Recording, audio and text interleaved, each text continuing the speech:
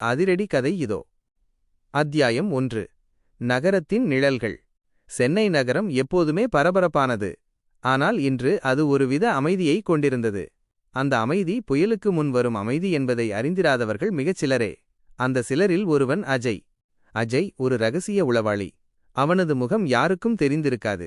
அவனது வேலை நாட்டின் பாதுகாப்பை உறுதி செய்வது.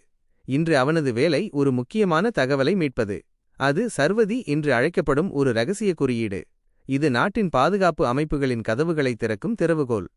அஜய் தனது கருப்பு நிற ஸ்போர்ட்ஸ் பைக்கில் வேகமாக பயணித்தான். அவன் இலக்கு பழைய துறைமுக பகுதி. அங்குதான் இந்த தகவலை கடத்தவிருக்கும் கும்பல் சந்திப்புக்கு ஏற்பாடு செய்திருந்தது. துறைமுகத்தின் நிழலில் பெரிய பெரிய கப்பல்கள் ஒருவித பயங்கரமான அரக்கர்களைப் போல நின்றிருந்தன. அஜய் தனது பைக்கை ஒரு இடிந்து போன கிடங்கின் பின் நிறுத்திவிட்டு இருளில் மறைந்தான். அத்தியாயம் 2. மோதல். கிடங்கின் உள்ளே 10 பேர் கொண்ட ஒரு குழு காத்திருந்தது. அவர்கள் அனைவரும் நவீன ஆயுதங்களுடன் இருந்தனர். நடுவில் இருந்தவன் ராக்கி. அவனது கண்கள் குரூரமான நெருப்பை கொண்டிருந்தன. அவன் சர்வதேச குற்றவாளி. அவன் ஒரு கையில் சர்வதி குறியீடு அடங்கிய ஒரு சிறிய பென் டிரைவை வைத்திருந்தான். மறு கையில் ஒரு அலைபேசி. இன்னும் 5 நிமிடங்களில் இந்த குறியீடு நமது முதலாளிக்கு சென்றுவிடும் என்று ராக்கி தனது கூட்டாளியிடம் கூறினான். அந்த நேரத்தில் ஒரு சிறிய சத்தம் கேட்டது. ராக்கி எச்சரிக்கையடைந்தான். யாரோ இருக்கிறார்கள், கண்டுபிடியுங்கள் என்று கத்தினான். ஆனால் அதற்குள் ஒரு நிழல் வேகமாக நகர்ந்து ஒருவனை தரையில் வீழ்த்தியது. அடுத்த நொடி இன்னொருவன். அஜய் தனது சண்டை திறமையை வெளிப்படுத்தினான். அவன் மின்னல் வேகத்தில் அசைந்தான். ஒவ்வொரு அடியும் துல்லியமாக இருந்தது. ஆயுதங்கள் எதுவுமின்றி அவன் அனைவரையும் சமாளித்தான்.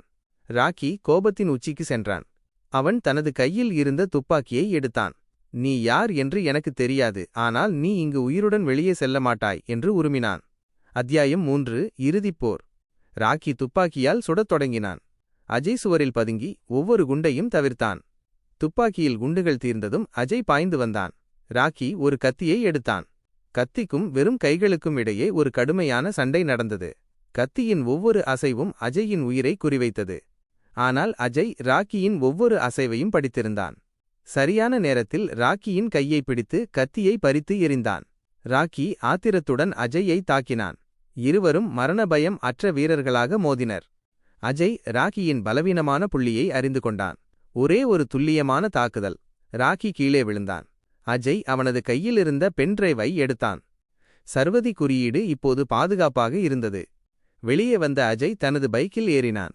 நகரம் இன்னும் அதே அமைதியை கொண்டிருந்தது. ஆனால் இப்போது அந்த அமைதி ஒரு போர்வீரனின் வெற்றியை சுமந்து நின்றது. அஜய் இருளில் மறைந்தான். அடுத்த ஆபத்து வரும் வரை அவன் ஒரு நிழலாகவே இருப்பான்.